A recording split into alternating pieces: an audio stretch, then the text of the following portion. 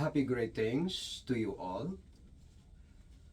Welcome to our program, God is Watching Us from a Distance. And our topic for today, brothers and sisters, is about Apollos, a man who used criticism to his and the Lord's advantage. Apollos, brothers and sisters, was obviously a man of great learning and knowledge, being very familiar with the Old Testament scriptures and also with the life of Christ. Acts chapter 18, verse 24 to 25.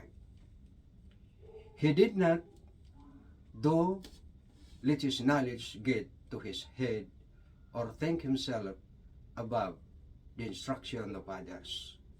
He had been taught the way of the Lord, yet his teaching was incomplete, in that he knew only of the baptism of John. Acts chapter 18, 25. For this reason, brothers and sisters, when Aquila and Priscilla heard him speak in the synagogue, they took him aside and explained to him more accurately the way of God. Acts chapter 18, verse 26. Later in Achaia, when he arrived, he greatly helped those who had believed through grace. For he vigorously refuted the Jews publicly, showing from the scriptures that Jesus is the Christ.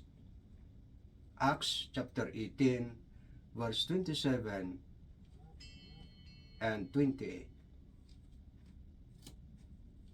Apollos did not act defensively or abusively toward Aquila and Priscilla, but rather he gladly took their instruction and used it, continuing to teach with enthusiasm.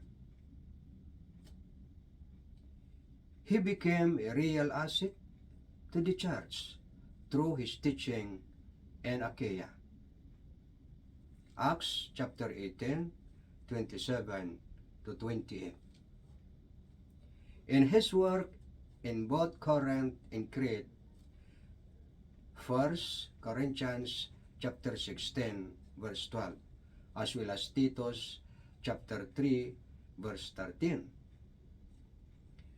Some even believe he may have been the human writer of the book of Hebrews. I think, brothers and sisters, we can learn a valuable lesson from Apollos.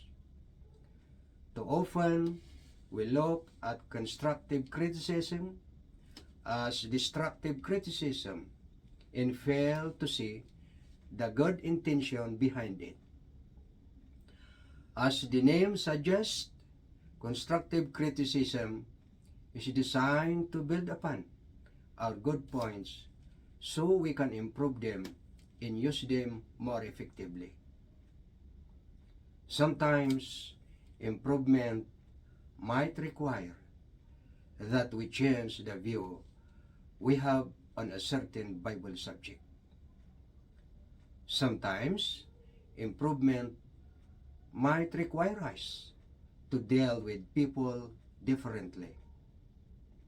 Sometimes, improvement might require us to stop doing something in the way we have always done it.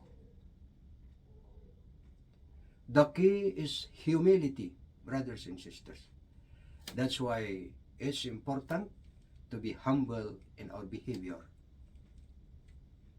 In 1 Peter chapter 5, verse 5, we read, "You younger men, likewise, be subject to your elders, and all of you, clothe yourselves with humility toward one another, for God is opposed to the proud, but gives grace to the humble.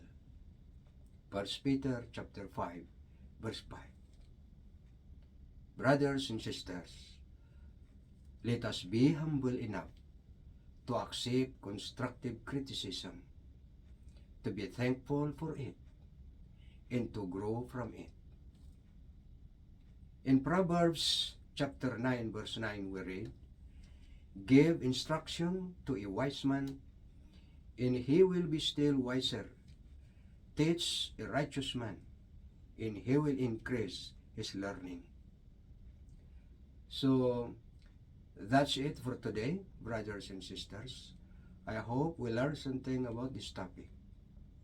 This is your brother, Jose Culo, always saying, kapwa ko, mahal ko.